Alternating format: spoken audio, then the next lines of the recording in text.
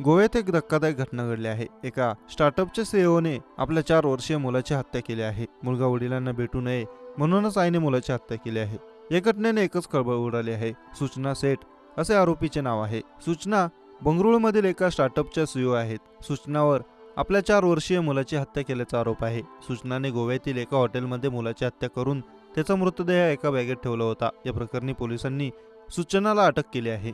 2010 मध्ये सूचनाचे लग्न झाले होते। 2019 मध्ये त्यांना मुलगा झाला। 2020 मध्ये काही कारणांनी सूचना आणि तिच्या नवऱ्याचा घटस्फोट झाला। यावेळी मुलगा दर रविवारी आपल्या वडिलांना भेटेल असे आदेश न्यायालयाने दिले होते, परंतु सूचनाला हे मान्य नव्हते। पतीला मुलापासून वेगळे ठेवण्यासाठी तिने हा टोकाचा निर्णय घेतला। सूचना मुलाला घेऊन गोव्याला फिरण्यासाठी आली।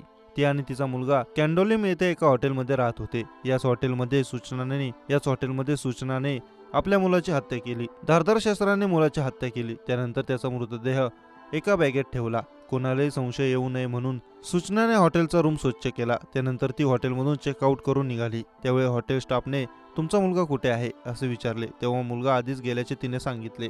एका टॅक्सीत बसून सूचना तिथून निघून गेली, परंतु सूचनाच्या या वागण्याचा हॉटेल स्टाफला संशय आला। त्यानंतर हॉटेलच्या कर्मचाऱ्यांनी रूममध्ये जाऊन चेक केले, तेव्हा त्यांना खोलीत रक्ताचे डाग दिसले।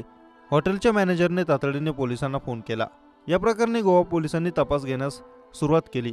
सूचना ज्या टॅक्सीतून गेली होती त्या टॅक्सीचा नंबर मिळवला। पोलिसांनी टॅक्सी चालकाला फोन करून कारमध्ये मॅडम आहेत का अशी विचारणा केली। त्यावेळी सूचना टॅक्सीतच होती। त्यानंतर पोलिसांच्या सांगण्यावरून टॅक्सी चालकाने सूचनाला जवळच्या पोलीस ठाण्यात सोडले। गोवा पोलिसांनी चित्रदुर्ग पोलीस स्टेशनमध्ये जाऊन सूचनाला अटक केली। पोलिसांनी दिलेल्या माहितीनुसार पतीने आपल्या मुलाला भेटू नये असे सूचनाला वाटत होते, परंतु न्यायालयाच्या निर्णयामुळे तिला काहीच करता येत नव्हते। त्यामुळे तिने हे टोकाचे पाऊल उचलले आणि आपल्या मुलाची हत्या केली। सूचनाला गोवा पोलिसांनी अटक केली आहे।